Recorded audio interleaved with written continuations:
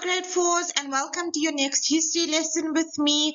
Please pay attention because today's work is going to form part of your assessment task that is due at the end of May.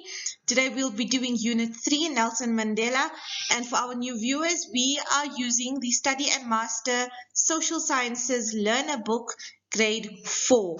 So, who is Nelson Mandela? I'm sure you should all know by now, Nelson Mandela is the father of our nation. He was one of our human rights activists during the apartheid times, and he was elected as he was our first democratically elected president of South Africa in 1994.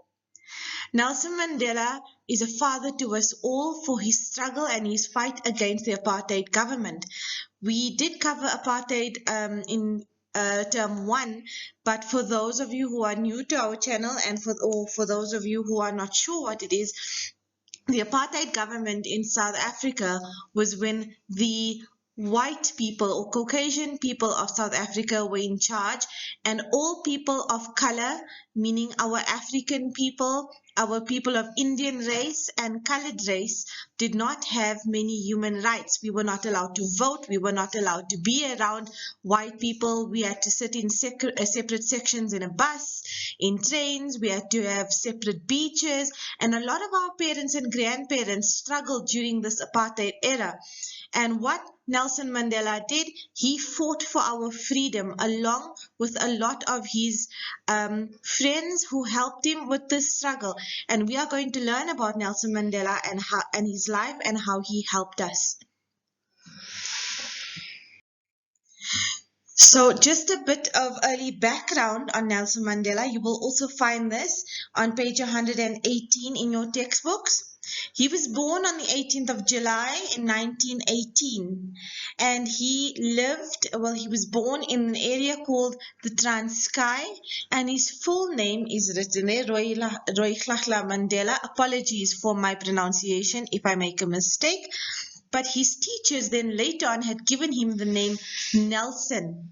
He lived in a village of Kunu near Mthatha in the Eastern Cape.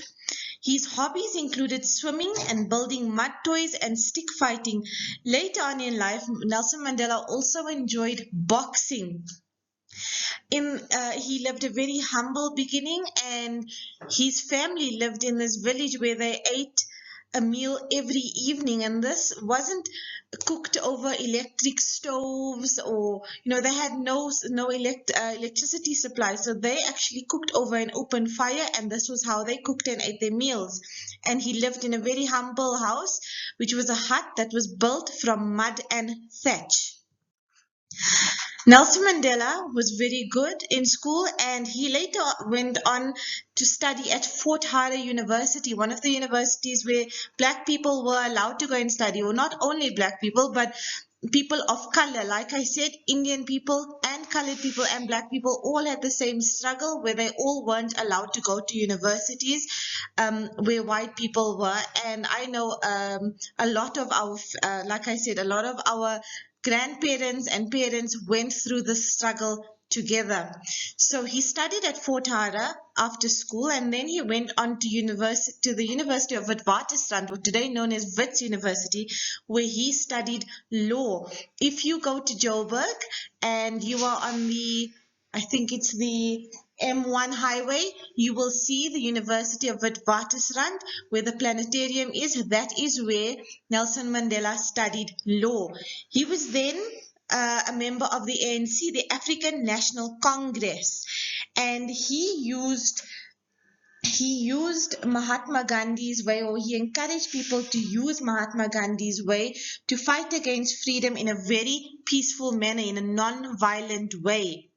He then used his law career to help people who were arrested for breaking apartheid laws, because these people were in prison very unfairly. So he tried helping those people who were arrested with his law degree.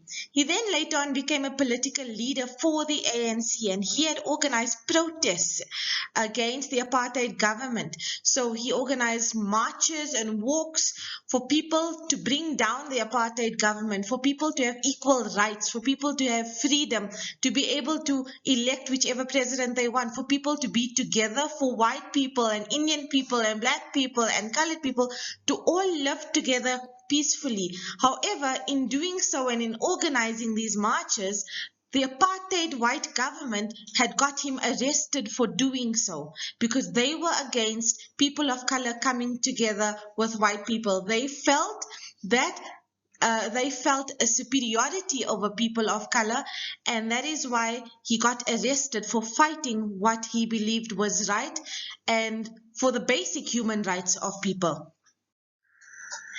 In 1964, Nelson Mandela was sent to prison.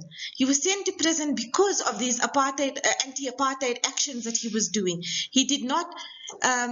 He was in trial for a couple of years, and what happened was, because he was getting more and more followers, and a lot of more people were following him and wanted to protest and also fought for freedom against the apartheid government. The government then realized that they needed to ban the ANC so they would stop all this anti-apartheid action. So when the government banned the ANC, they had also imprisoned Nelson Mandela. Okay, so with him were his friends who also helped him with this major fight against apartheid. And in this, we included Walter Sisulu, Mr. Ahmed Kathrada, Governor Mbeki, Raymond Mhlaba, and they were sentenced to life imprisonment. These were not the only friends, there were other people that were with him. Now, during this time, the people in the prison had to work very, very hard in the quarry, and they had to dig limestone. And if you do some more research, you will find that this had caused major eye damage to Nelson Mandela. He had very bad problems because of the limestone, and he had problems with his tear duct. That's where you cry from. The limestone had damaged it and had caused a lot of dryness, so it caused him to have major eyesight problems. And during this time, Nelson Mandela was only allowed one visitor and one letter every 6 months. Okay, so we learned that he was only allowed one letter and one visit every 6 months. So that's twice a year. If you can look on the pictures, I've got a picture of the island. Now, Robben Island is where the prison was, where he was sentenced to prison. This is just off the coast of Cape Town. Okay, if you go to Cape Town and you have the opportunity to go, or you have the opportunity to go to Cape Town and you have the opportunity to go to Robben Island, they will take you in like a boat, and they will transport you to an island. It's now a tourist site, so people can go and see the prison and view Nelson Mandela's life in prison. If you can see the picture next to the island, I've got a picture of the quarry where the prisoners had to work very difficult, in the very difficult times. They had to dig limestone, like I said, and as I mentioned previously, this caused a lot of problems to Nelson Mandela's eyesight. The picture next to that shows Nelson Mandela and his friend Mr. Walter Sisulu in prison. Now, if you look above, just a little bit above that, the bottom picture, we've got a picture of the gate of Robben Island and the entrance to it, and then above that we've got Nelson Mandela's prison cell, and above that was when he was sentenced to prison. On the day he was sentenced to prison, there's a picture of him. I'm not sure who the man is next to him, but maybe we can do some more research when we get back to school. You can do some research on your own to figure out who that person was, and you can add that in your assessment. Now, I've got a slide over here which shows a few of the men who were with him during the struggle. If you look on the left-hand side, we've got that young man. That is Mr. Ahmed Kathrada in his young days, and below that is a picture of Nelson Mandela with Ahmed Kathrada. We then have Mr. Raymond Mhlaba. Next to that, we have that's him in his young days and his old days, and then we've got Mr. Governor Mbeki at the bottom, And then on the right hand side we've got two pictures, one of Mr. Walter Sisulu in his young days, and below Mr. Walter Sisulu with Nelson Mandela. So Nelson Mandela spent 27 years in prison, but what happened around the world? People demanded for his freedom. They organized concerts, and rock stars got together to organize concerts, and writers and politicians all around the world in different countries demanded freedom for Nelson Mandela. And then they got it right, because after 27 years in prison, the government had finally freed him. So once he was free in 1990, okay, Nelson Mandela was released from prison.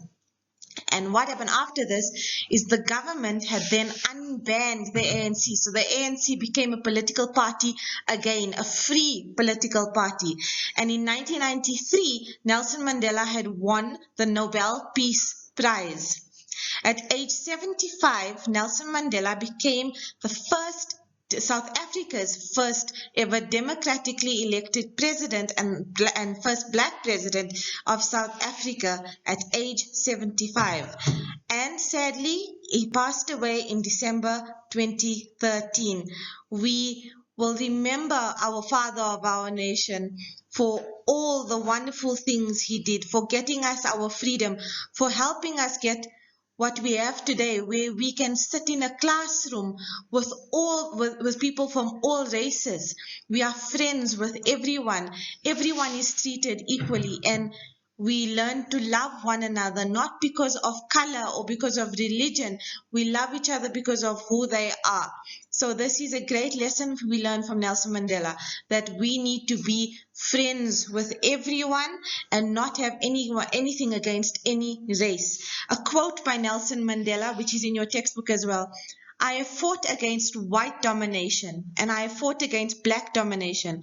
I have cherished the ideal of a democratic and free society in which all persons live together in harmony with equal opportunities. It is ideal for which I am prepared to die. So he says that he was prepared to die for the cause, so that people of all races can live together in peace. Everyone can have equal opportunities. Everyone will be free. Nkosi Sikeleli, Africa, we love you, Mr. Nelson Mandela, for all the things you did for us, and may you rest in peace.